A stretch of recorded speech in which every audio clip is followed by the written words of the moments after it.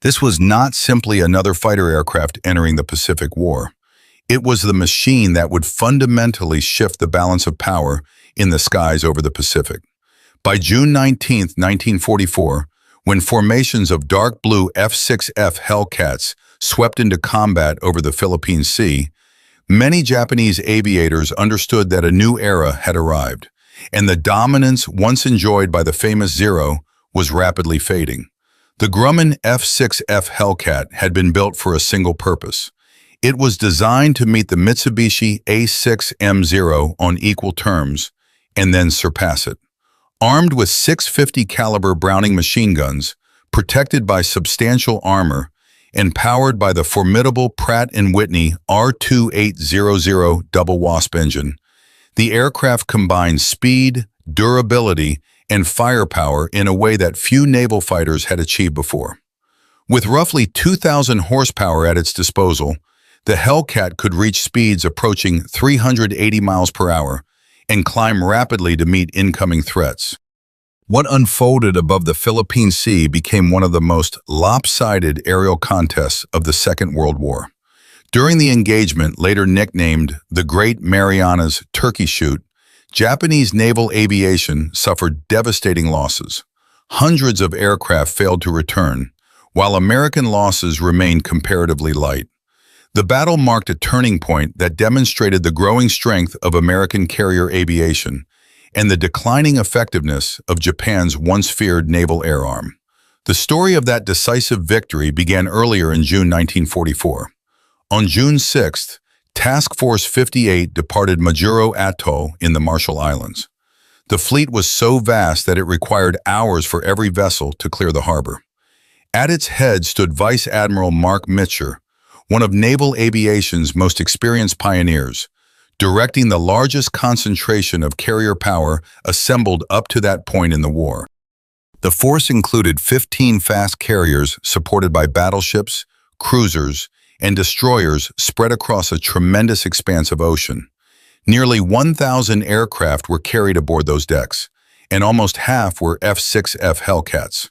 The fleet was divided into several task groups, each capable of operating independently while contributing to the overall mission. Facing this armada was Admiral Jisaburo Ozawa's carrier force. Although his fleet still possessed a number of carriers, including some of Japan's newest and most respected ships, the strength of a carrier force depended not only on vessels, but also on the quality of its pilots. By mid-1944, Japan's experienced aviators had been largely depleted through years of hard fighting. Many replacement pilots entering combat possessed only limited flight experience. Some had accumulated fewer than 100 training hours, and shortages of fuel and ammunition had reduced opportunities for realistic practice. Across the battlefield stood American aviators who generally received far more extensive training, including repeated carrier landings, advanced aerial tactics, and live gunnery exercises. On June 11th, American carrier aircraft began striking targets throughout the Mariana Islands. Raids swept across Saipan, Tinian, and Guam. Japanese defenders were caught off guard, having anticipated an attack elsewhere in the Pacific. The initial assaults quickly disrupted local air defenses and placed increasing pressure on Japanese forces throughout the region.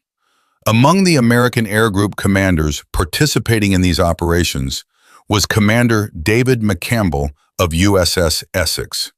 The Alabama native would become one of the most successful naval aviators of the war. His rise was particularly remarkable because earlier in his career, he had struggled to meet certain qualification standards. Through persistence and experience, he developed into a highly respected combat leader whose accomplishments would later become legendary within naval aviation. As the days progressed, American carrier forces steadily gained control of the skies over the Marianas. The stage was being set for the massive confrontation that would follow, a battle that would permanently alter the future of Japanese naval aviation and cement the Hellcat's reputation as one of the most effective carrier fighters ever built. As the campaign moved toward its climax, one of the most remarkable stories within the American carrier force belonged to David McCampbell. Earlier in his career, fellow pilots had quietly helped him complete a critical qualification by marking their own rounds in a way that made his performance appear stronger than it was. Years later, that same officer would rise to become the highest-scoring naval fighter ace in American history. The situation in the Pacific intensified dramatically after American troops landed on Saipan on June 15, 1944. For the Japanese High Command, the invasion represented a direct threat to the inner defensive perimeter of the empire. Admiral Soemu Toyoda, commander of the Combined Fleet, ordered the execution of Operation Ego, a major effort intended to halt the American advance and force the decisive fleet engagement Japan had been seeking for years. Nearly every available carrier aircraft and naval asset was committed to the operation. Japanese planners hoped to take advantage of the extended range of their aircraft. Pilots could launch from carriers, attack American forces, then land at airfields on Guam or Tinian to refuel before returning to battle. On paper, the concept appeared promising. What Japanese commanders underestimated was the sophistication of the American defensive network. Task Force 58 possessed radar systems capable of identifying approaching aircraft long before they reached striking distance. Deep inside the combat information centers aboard the carriers, fighter directors monitored the developing situation and guided interceptors toward incoming formations with remarkable accuracy. Supporting them was an increasingly effective anti-aircraft defense system that made penetrating the American screen exceptionally difficult. At the center of this defense stood the F6F Hellcat. The aircraft had been developed after careful study of earlier combat experience in the Pacific. Its combination of durability, firepower, and performance made it particularly effective in the demanding conditions of carrier warfare. Before sunrise on June 19th, pilots throughout Task Force 58 prepared for what many sensed would be a decisive day. In the ready room aboard USS Lexington, Lieutenant Junior Grade Alexander Verachu reviewed maps, notes, and mission details. Already credited with numerous aerial victories, he had learned much of his trade while flying alongside Edward "Butch" O'Hare, one of the Navy's pioneering fighter aces. The events of the coming hours would place Verachu among the most celebrated aviators of the war. While carrier pilots prepared for battle, another drama was unfolding far beyond the horizon. Early that morning, the American submarine Albacore located Admiral Ozawa's flagship, the carrier Taiho. Torpedoes were launched against the vessel. Although efforts were made to protect the carrier and reduce the danger, one of the weapons struck near the forward section of the ship. At first, the damage appeared manageable. However, fuel vapors gradually accumulated within the carrier. Attempts to deal with the problem unintentionally allowed the fumes to spread through additional compartments. What seemed like a survivable incident slowly evolved into a far more serious crisis. Hours later, the hidden danger reached its tragic conclusion. A powerful internal explosion tore through Taiho. The fleet's newest and most advanced carrier was lost, along with a large portion of her crew. Even before the main aerial battle had reached its peak, the Japanese force had suffered a severe setback. Meanwhile, radar stations across the American fleet began reporting approaching aircraft. Shortly after sunrise, operators detected the first major Japanese strike group moving toward Task Force 58. Information flowed rapidly through command centers as fighter controllers calculated headings, altitude, and interception points. Orders moved across radio circuits. Pilots already airborne climbed higher to gain a tactical advantage. Others rushed from ready rooms to flight decks, where engines were already warming for launch. Across multiple carriers, squadrons of Hellcats accelerated into the morning sky. Among the first American pilots to identify the incoming formation were fighter leaders operating from USS Essex. Reports quickly confirmed that a large group of Japanese aircraft was approaching. Within minutes, American fighters from several task groups were converging from different directions, guided by controllers who could observe the larger picture developing on their radar displays. The Japanese formation continued forward in disciplined order. Many of the pilots maintained close groupings as they approached their objective. Unaware of how precisely their movements were being tracked, they flew toward a defense system that had already positioned interceptors directly in their path. The stage was now set for one of the most one-sided air engagements of the Pacific War.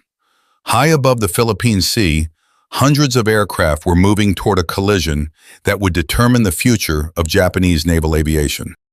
Within the next few hours, the reputation of the Hellcat would be firmly established, and the balance of power in the Pacific skies would shift beyond recovery. The first major interception quickly revealed just how uneven the contest had become. Many American pilots were astonished by what they encountered. The incoming formations maintained their course with remarkable discipline, even as fighters closed in from multiple directions. To several veterans, it seemed less like a fluid aerial battle and more like a target exercise unfolding high above the Philippine Sea. Among the pilots moving into position was Commander David McCampbell of USS Essex. Flying high above the approaching formation, he selected a target and began his attack from an advantageous angle. During the engagement, a mechanical issue briefly complicated his firing pass, but he quickly recovered and continued the pursuit. The enemy aircraft attempted to gain speed and break away, yet the Hellcat's performance advantage allowed McCampbell to stay with it until his target was disabled. That success marked only the beginning of an extraordinary day. Throughout the morning, McCampbell repeatedly found opportunities to engage enemy aircraft.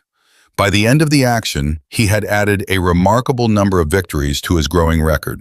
His accomplishments that day further strengthened a reputation that would eventually place him among the most celebrated naval aviators of the Second World War. Elsewhere in the sky, Lieutenant Junior Grade Alexander Vrashew faced a different challenge.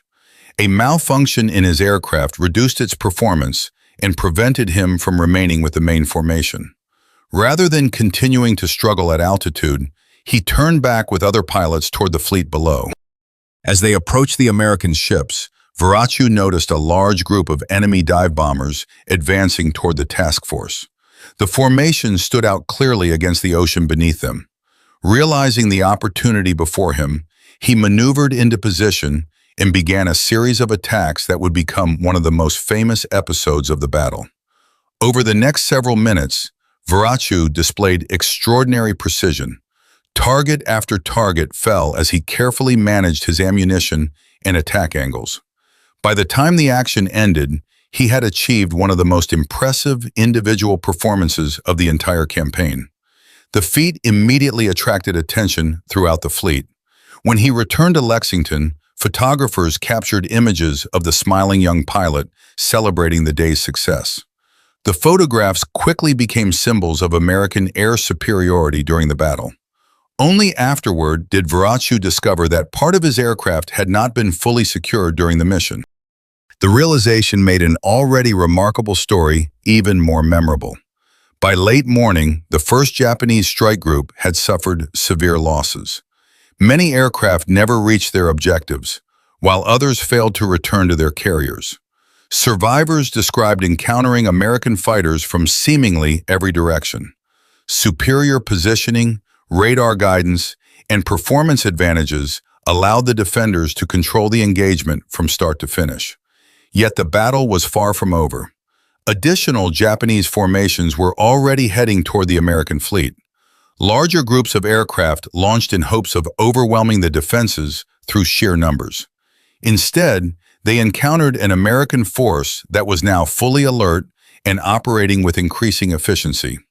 Throughout Task Force 58, fighter controllers tracked incoming contacts on radar screens and relayed information to airborne squadrons. Pilots received guidance that placed them in favorable positions before visual contact was even established. By the time many Japanese crews realized they had been detected, Hellcats were already descending from superior altitude. Several fighter units distinguished themselves during these engagements. Among them were experienced pilots who had spent months refining cooperative tactics designed to maximize situational awareness and mutual support. Their methods allowed formations to react quickly and maintain pressure throughout fast-moving encounters. Squadrons operating from carriers such as Yorktown achieved particularly impressive results. Throughout the day, American pilots repeatedly intercepted incoming raids before they could threaten the fleet. Individual aviators reached ace status within a matter of hours, while entire squadrons compiled records that would be remembered long after the battle ended. As wave after wave approached, the pattern remained largely unchanged. American radar detected the threat. Fighter directors positioned interceptors. Hellcats arrived with altitude, speed, and numerical advantage. The result was a steadily growing imbalance that became impossible for Japanese naval aviation to overcome. By midday on June 19th, it was becoming clear that the battle was evolving into something far more significant than a successful defense. The Imperial Japanese Navy had committed a substantial portion of its remaining carrier air strength. With each passing hour, more of that force was being lost, and the consequences would shape the remainder of the war in the Pacific. As the battle continued through the morning, American fighter squadrons repeatedly found themselves in advantageous positions. From high altitude, formations of Hellcats descended toward incoming Japanese aircraft, using superior speed and positioning to seize the initiative before the opposing pilots could effectively respond. The difference between the two aircraft reflected years of wartime experience. The Mitsubishi Zero had been designed around agility and long range, making it a formidable fighter during the early years of the Pacific conflict. The Hellcat, however, represented a different philosophy. American engineers accepted greater weight in exchange for survivability, protection, and firepower. The contrast was evident throughout the aircraft.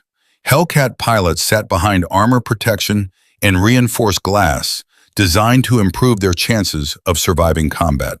Fuel systems incorporated self-sealing technology intended to reduce the risk of catastrophic damage. The aircraft itself was built to absorb punishment and continue flying, qualities highly valued by carrier aviators operating far from friendly airfields. Power was another important factor. The Pratt & Whitney double WASP engine gave the Hellcat exceptional performance across a wide range of altitudes. It allowed pilots to climb quickly, accelerate effectively, and maintain energy during combat maneuvers. In many situations, American pilots could choose when to engage and when to disengage, a significant tactical advantage in aerial warfare. The fighter's armament further strengthened its effectiveness. Multiple heavy machine guns provided sustained firepower and generous ammunition reserves. Pilots could make repeated attack passes and maintain pressure during extended engagements. Japanese fighters carried effective weapons of their own, but ammunition limitations often required greater conservation and discipline during combat. As additional Japanese strike groups approached throughout the morning, these advantages became increasingly apparent. Shortly after 10 o'clock, another formation moved toward the American fleet. Navigation difficulties and the rapidly changing tactical situation complicated their mission. Many aircraft struggled to locate their intended targets, while others encountered American fighters before reaching attack positions. Only a fraction of those aircraft successfully returned to their carriers. Among the survivors were a handful of veteran aviators who had participated in earlier campaigns stretching back to the opening stages of the Pacific War. Several later described skies crowded with American fighters appearing from every direction. One experienced pilot, forced down after exhausting his fuel supply, inspected the damage sustained by his aircraft and remarked on the seemingly endless number of Grumman fighters he had encountered. The observation reflected what many Japanese crews experienced that day. Wherever they turned, Hellcats seemed to be waiting. American airmen watching the battle unfold were equally struck by what they witnessed. Veteran officers later recalled seeing Japanese formations maintain disciplined patterns even while under heavy pressure. To many observers, the engagements appeared unusually one-sided. The combination of radar guidance, coordinated fighter control, and aircraft performance created conditions heavily favoring the defenders. Additional strike groups launched as the morning progressed. Yet each new formation faced the same challenge. American controllers tracked them long before visual contact occurred. Interceptors were guided into favorable positions. By the time many Japanese crews realized they had been detected, opposing fighters were already moving into attack range. Some American pilots later expressed mixed emotions when reflecting on the battle. They respected the courage of the men they faced, many of whom continued their missions despite overwhelming odds.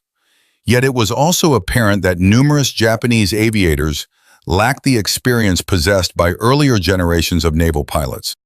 Years of attrition had depleted the highly trained corps that had once formed the backbone of Japanese carrier aviation. Despite the increasingly favorable situation, the dangers of combat remained very real. During the fighting, respected squadron leader Charles Brewer of VF-15 was lost after successfully engaging enemy aircraft. His death served as a sobering reminder that even during a battle dominated by one side, the risks faced by combat aviators never disappeared. Leadership within the squadron quickly passed to other experienced officers, and operations continued without pause. Across the vast battlefield, American forces remained focused on maintaining pressure against every incoming threat. Meanwhile, events beneath the surface were producing consequences just as significant as those unfolding in the sky. Late that morning, the American submarine Kavala maneuvered into position against the Japanese carrier Shokaku. After carefully tracking the target, the submarine launched its attack. Several torpedoes struck the carrier, causing severe damage. For Japan, the loss was especially painful. Shokaku was not merely another warship. She was one of the fleet carriers that had participated in the attack on Pearl Harbor and had served throughout some of the most important naval operations of the war. Now, as the battle for the Philippine Sea reached its decisive phase, another pillar of Japanese naval aviation was beginning to fall. The loss of Shokaku marked another devastating blow for the Japanese fleet. One of the carriers that had participated in the attack on Pearl Harbor, she represented years of naval experience and investment. Now she was gone, taking many of her crew with her beneath the waters of the Philippine Sea. Combined with the earlier loss of Taiho, Japan had already seen two of its most important carriers removed from the battle in a single day. While the destruction of these ships was significant, another factor was proving just as decisive. American radar technology had transformed the nature of naval warfare. Long before Japanese aircraft could reach striking distance, radar operators aboard Task Force 58 were already tracking their movements and relaying information throughout the fleet. The American detection network provided valuable time to prepare defenses. Incoming formations could often be identified while they were still far from their targets. This allowed fighter squadrons to launch, climb to favorable altitudes, and position themselves along likely approach routes before the attackers arrived. For Japanese air crews, the situation was very different. Without comparable radar coverage, many pilots depended primarily on visual observation. Frequently, they did not become aware of nearby American fighters until the engagement had already begun. By then, the initiative often belonged entirely to the defenders. Inside each carrier, the heart of this defensive system operated within the Combat Information Center. These rooms remained dimly lit, crowded with radar displays, plotting charts, communication equipment, and personnel working continuously to maintain awareness of the developing battle. Information flowed from operators to fighter directors, then out to pilots already in the air. The process required discipline and precision. Controllers calmly tracked multiple formations at once, calculated intercept courses, and coordinated defensive responses across large sections of ocean. Their voices remained steady as they guided pilots toward incoming contacts and adjusted positions as the situation evolved. Veteran aviators later described the system as one of the greatest advantages possessed by the American fleet. Instead of reacting to events after they occurred, commanders could anticipate developments and position their forces accordingly. It was a level of battlefield awareness that few navies had previously achieved. Many officers who witnessed the battle understood the significance immediately. What they observed was not simply the success of individual pilots or aircraft. It was the effectiveness of an entire combat system working together. Radar operators, fighter directors, maintenance crews, intelligence officers, and pilots all contributed to a coordinated defensive network. Training played an equally important role. By mid-1944, newly qualified American naval aviators arrived with extensive preparation. They had accumulated hundreds of flight hours, practiced carrier operations repeatedly, and completed rigorous gunnery programs. Many had spent months mastering procedures before ever reaching a combat zone. The American Navy also benefited from a system that preserved experience. Pilots who survived combat tours often returned home to train the next generation. Lessons learned in battle were carefully documented, refined, and passed on. Tactical innovations became part of a growing body of knowledge available to every new aviator entering service. Japan faced a very different reality. Earlier in the war, its naval air arm had been staffed by some of the most skilled pilots in the world. However, years of continuous combat had steadily reduced that experienced core. Replacements frequently entered service with far fewer training hours and limited opportunities to practice under realistic conditions. The difference became increasingly visible during major engagements.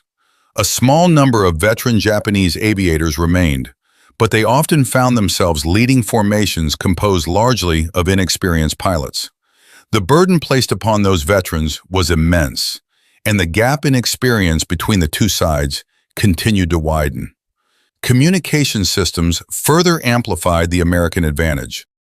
Reliable radio equipment allowed pilots to exchange information quickly and coordinate their actions in rapidly changing situations. Warnings, instructions, and tactical updates could be shared almost instantly, helping formations maintain cohesion even during complex engagements. For many Japanese pilots, communication remained a persistent challenge. Equipment limitations and operational constraints often reduced their ability to coordinate effectively once combat began. In fast-moving aerial encounters, even small communication delays could have serious consequences. As noon approached on June 19th, the scale of the disaster facing Japanese naval aviation was becoming impossible to ignore.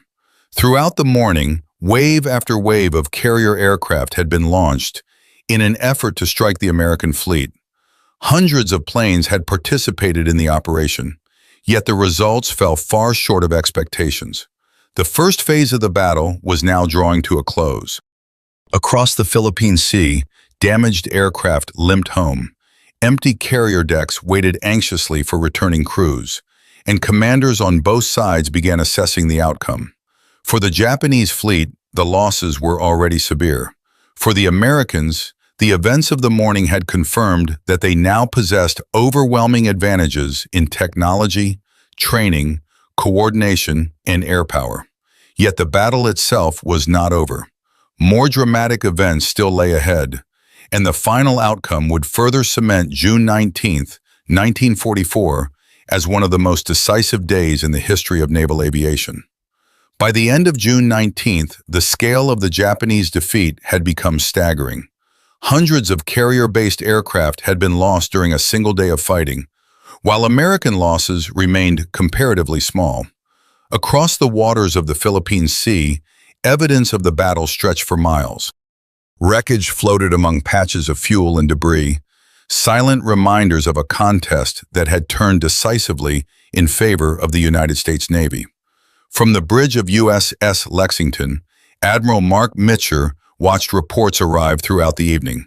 The picture becoming clear was one of overwhelming success. More important than the aircraft themselves was the loss of the highly trained crews who had flown them. Aircraft could eventually be replaced. Experienced aviators, especially late in the war, were far more difficult to recover. As darkness approached, American fighters continued operating around Guam and nearby islands. Pilots intercepted scattered Japanese aircraft, attempting to regroup, refuel, or return to surviving bases.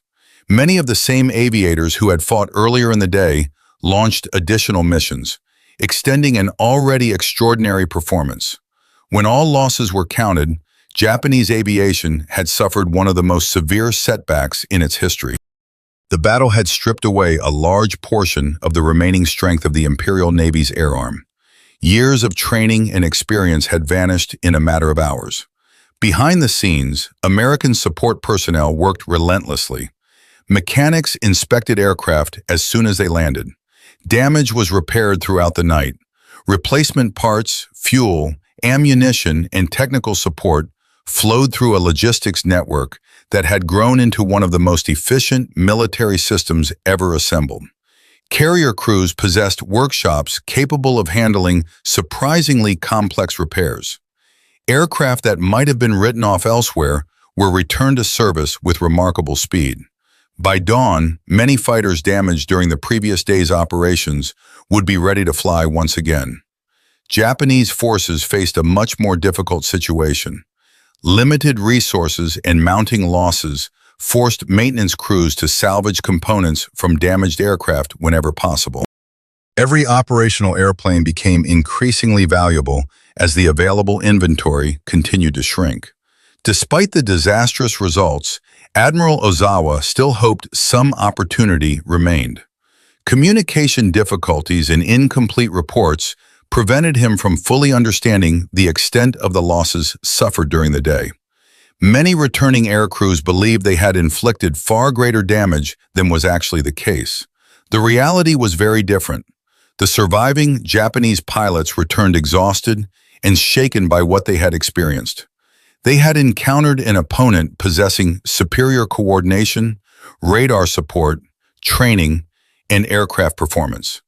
The confidence that had once characterized Japanese naval aviation was rapidly disappearing. The following day introduced a new phase of the battle. While Japanese forces struggled to regroup, American search aircraft spread across enormous areas of ocean, attempting to locate the retreating fleet. For much of the day, the search produced few results. Then, late in the afternoon, a breakthrough finally came. A scout aircraft reported contact with the Japanese fleet far to the west. The distance was extreme, near the practical limits of American carrier aviation. Any strike launched would face a difficult return journey and almost certainly have to navigate home after sunset. The decision confronting Admiral Mitcher was significant. Waiting might allow the enemy to escape. Launching immediately carried substantial risks for the pilots involved. After considering the situation, he chose to proceed. Soon afterward, carrier decks erupted into activity. Fighters, dive bombers, and torpedo aircraft were launched in rapid succession. Hundreds of aviators climbed into the evening sky, knowing they were embarking on one of the longest missions of the Pacific War. Every crew understood the challenge ahead. Fuel calculations would be critical. Navigation would become increasingly difficult after dark. Some pilots quietly accepted that they might not have enough fuel to reach home. Even so, the opportunity to strike the Japanese fleet was considered worth the risk. As the strike force approached its target, crews spotted ships scattered across a wide area of ocean. Carriers, battleships, cruisers, and destroyers moved below as the remaining Japanese defenses prepared to respond. A small number of defending fighters attempted to oppose the incoming attack, but the protective escort surrounding the strike groups limited their effectiveness. The attack that followed unfolded across a vast area and under increasingly difficult conditions. Pilots pressed their missions against ships maneuvering at high speed while daylight steadily faded. Although coordination became challenging, the operation achieved meaningful results. Several Japanese vessels sustained serious damage, including aircraft carriers that represented some of the last remaining strength of the Imperial Navy's carrier force. Additional support ships were also struck during the engagement. For Japan, the consequences extended far beyond the physical damage. The fleet was losing not only ships, but also its ability to conduct large-scale carrier operations in the future. As evening darkness settled over the Philippine Sea, the final chapter of the battle was still unfolding. The strike aircraft now faced an even greater challenge. They had successfully located and attacked the enemy. The question that remained was whether they could find their way home across hundreds of miles of open ocean in the darkness ahead. Yet the most dramatic moments of the battle were still to come. The American strike had successfully reached the Japanese fleet and delivered its blows. But now hundreds of airmen faced a dangerous journey home across the darkening Pacific. As evening settled over the ocean, fuel became the greatest enemy. Pilots watched their gauges fall steadily toward empty while calculating distance, wind, and remaining endurance. Radio channels carried anxious reports from aircraft scattered across the sky. Some crews reported critically low fuel levels. Others warned that they might not reach the fleet at all. A difficult decision now rested with Admiral Mark Mitcher. Standard naval doctrine called for strict blackout procedures to protect ships from enemy submarines and surface threats. Turning on lights across an entire carrier force in wartime carried obvious risks. Yet Mitcher understood that hundreds of aviators were struggling to locate the fleet in near total darkness. He chose to place the lives of his airmen first. Orders spread quickly throughout Task Force 58. One by one, ships illuminated their decks in navigation lights. Searchlights swept across the night sky. Signal flares and other visual aids helped create a beacon visible across miles of open water. What had been a dark wartime fleet suddenly became a brilliant island of light in the middle of the Pacific. For pilots searching desperately through the darkness, the sight was unforgettable. Many later recalled the overwhelming relief of spotting those lights on the horizon. Some no longer cared which carrier they landed on. Their only goal was reaching a safe deck before their fuel was exhausted. The recovery operation quickly became one of the most challenging in naval aviation history. Aircraft approached from every direction. Pilots landed wherever space was available. Carriers accepted aircraft from other ships without hesitation. Flight deck crews worked continuously to clear landing areas and direct incoming planes. Not every aircraft made it safely aboard. Some were lost after fuel starvation forced crews into the sea. Others suffered accidents during difficult nighttime recoveries. Destroyers raced toward reported positions and rescued numerous aviators from the water. Although many aircraft were ultimately lost, the majority of the pilots survived thanks to the extraordinary efforts of the fleet. The decision to illuminate the task force undoubtedly saved countless lives.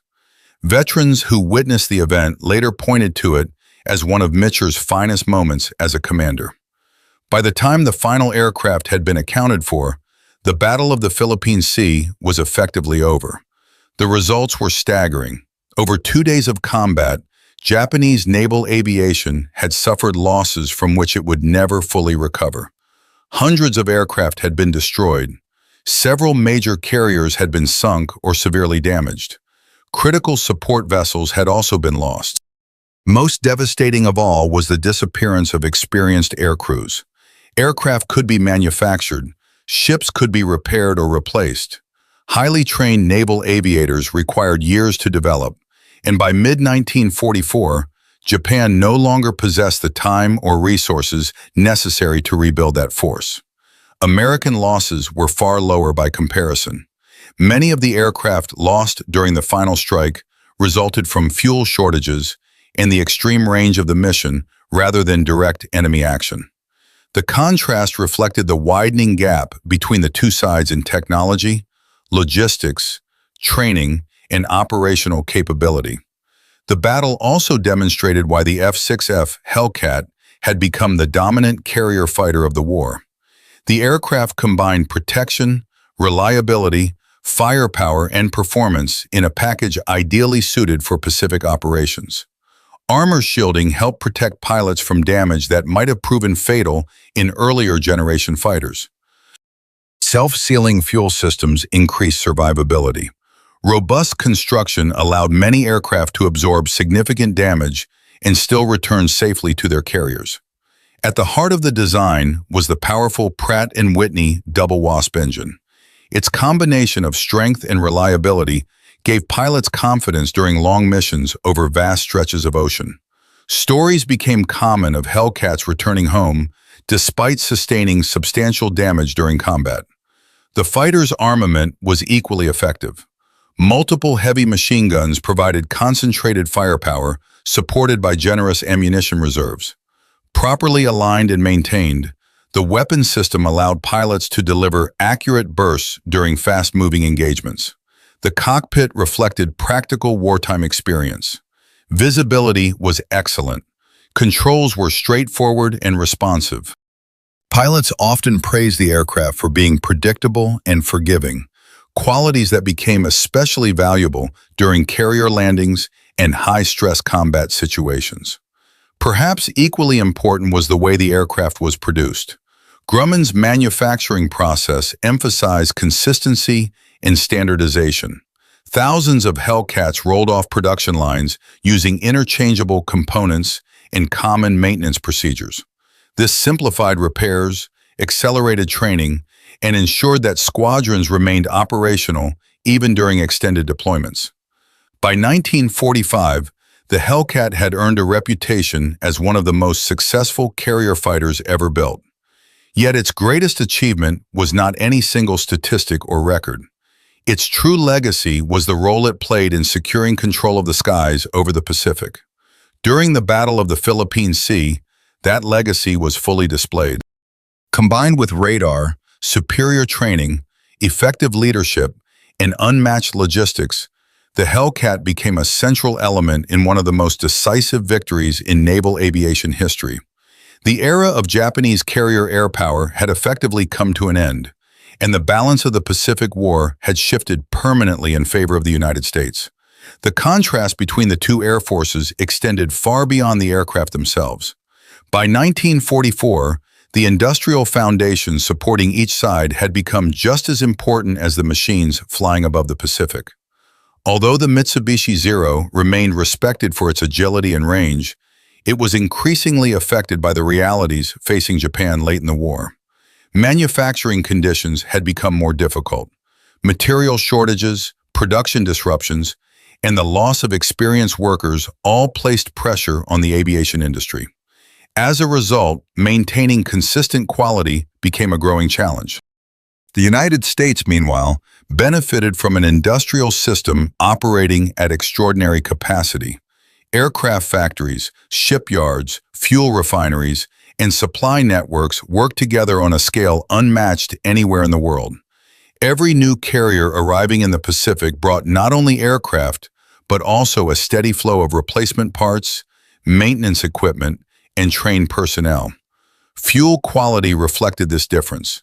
American naval aviation operated with high-performance aviation gasoline, specifically refined to maximize engine output and reliability. Japanese forces faced increasing fuel limitations as the war progressed. Lower quality fuel reduced performance and created additional maintenance concerns for already strained units. For American pilots, confidence in their equipment became a major advantage. They knew their aircraft had been thoroughly tested and supported by a powerful logistical system. Mechanics, supply crews, and engineers stood behind every mission. If a component failed, replacements were available. If an aircraft was damaged, repair teams were ready. Behind every Hellcat stood an enormous support structure stretching across the Pacific. Fleet oilers delivered fuel to combat forces operating thousands of miles from the continental United States. Cargo ships transported spare parts, ammunition, and equipment. Escort carriers ferried replacement aircraft to forward areas. Mobile maintenance units kept aircraft flying even in remote locations. This vast network rarely appeared in combat photographs, yet it was one of the most important reasons for American success. Modern warfare depended not only on bravery and technology, but also on the ability to sustain operations over long periods of time. The human element remained equally significant. American pilots entered combat with growing confidence. They trusted their training, their aircraft, and the commanders directing operations. They also understood that extensive search and rescue efforts would be launched if they were forced down. That knowledge provided reassurance during some of the most dangerous missions of the war. Japanese aviators faced a far harsher reality. Many knew they were entering battle with limited training and diminishing resources. The loss of experienced veterans over previous years had left younger pilots carrying an enormous burden. Facing increasingly capable American forces, many found themselves confronting odds that seemed to worsen with every major engagement. The psychological impact of the Battle of the Philippine Sea was profound. Survivors returned with stories of overwhelming American fighter strength, coordinated radar control, and seemingly endless numbers of Hellcats. Confidence within Japanese naval aviation suffered a severe blow. For many pilots, the battle represented more than a tactical defeat. It signaled a realization that the balance of power in the Pacific had shifted decisively. The sense of optimism that had characterized the early years of the war was rapidly disappearing. After the war, detailed examination of records from both sides confirmed the scale of what had occurred. Historians comparing operational reports found that the destruction inflicted on Japanese naval aviation had been immense. In many cases, the losses proved even greater than initial estimates suggested. The remarkable combat record achieved by the Hellcat was not simply the result of wartime publicity. Careful analysis of operational data demonstrated that the aircraft consistently performed at an exceptional level throughout the Pacific campaign. Its success reflected a combination of design, training, logistics, and tactical doctrine working together. The Hellcat continued to play a major role during the final year of the war. As American naval forces advanced closer to Japan, the fighter repeatedly demonstrated its effectiveness in both offensive and defensive operations. Among the pilots who became symbols of that success was David McCampbell. Already recognized as one of the Navy's leading aviators, he continued adding to his record during later operations in the Pacific. During the great naval battles of late 1944, he achieved one of the most remarkable combat performances ever recorded by an American fighter pilot. Flying alongside skilled wingmen such as Roy Rushing, McCampbell demonstrated the effectiveness of teamwork, discipline, and experience. Together, they achieved results that would have seemed almost unimaginable during the difficult opening years of the Pacific War. Their accomplishments reflected more than individual talent. They represented the culmination of years of training, technological development, tactical innovation, and industrial effort. By the final stages of the conflict, American naval aviation had evolved into a force of extraordinary capability. The Battle of the Philippine Sea had revealed that transformation to the world. It was not merely a victory in a single engagement. It was proof that the United States had achieved complete mastery of carrier air warfare, a reality that would shape every remaining operation in the Pacific until the war came to an end. When the war finally ended, the record of the F6F Hellcat spoke for itself. Throughout countless missions across the Pacific, the aircraft established a reputation unmatched by any other carrier fighter of its era. Thousands of enemy aircraft were credited to Hellcat pilots, while losses in air-to-air combat remained remarkably low by comparison. The numbers reflected not only the quality of the aircraft, but also the effectiveness of the entire system supporting it. Hellcats participated in tens of thousands of combat missions. They escorted bombers, defended carrier task forces, attacked ground targets, and fought for control of the skies wherever American naval forces advanced. By the final year of the war, their presence had become synonymous with American air power in the Pacific. The aircraft also left a lasting influence on fighter design. Lessons learned from the Hellcat helped shape future generations of military aviation. Designers increasingly emphasize pilot protection, reliability, firepower, and survivability. Combat experience had demonstrated that these qualities could be just as important as speed or maneuverability. More broadly, the Hellcat symbolized a larger transformation in modern warfare. Victory was no longer determined solely by the performance of individual pilots or the bravery of isolated units. Success increasingly depended upon technology, manufacturing capacity, logistics, training systems, and the ability to integrate all of those elements into a unified fighting force. The Battle of the Philippine Sea became one of the clearest examples of that reality. It demonstrated how radar, communications, industrial production, maintenance networks, and well-trained personnel could work together to create overwhelming effectiveness on the battlefield. Japanese commanders who survived the war later acknowledged the significance of what had occurred. The battle marked a turning point from which Japanese carrier aviation could never fully recover. The loss of experienced crews, combined with the destruction of aircraft and carriers, permanently weakened a force that had once dominated the Pacific. For American pilots, however, the Hellcat earned a simpler reputation. It was trusted. It performed reliably under difficult conditions. It protected its pilots, delivered strong performance in combat, and frequently brought crews home after missions that pushed both men and machines to their limits. David McCampbell, who finished the war as the leading naval fighter ace of the United States Navy, often spoke of the confidence pilots placed in the aircraft. To those who flew it, the Hellcat was not merely a machine. It was a dependable partner during some of the most dangerous operations of the war. Looking back at June 1944, the significance of the Battle of the Philippine Sea becomes clear. The engagement was not simply a victory in one campaign. It represented the moment when American carrier aviation reached full maturity. Years of innovation, training, and industrial effort came together in a single, decisive demonstration of capability. As evening settled over the Pacific and the surviving aircraft returned to their carriers, a new reality had emerged. Japanese naval aviation, once feared throughout the region, had suffered a defeat from which it could not recover. The balance of air power had shifted permanently. The F6F Hellcat stood at the center of that transformation.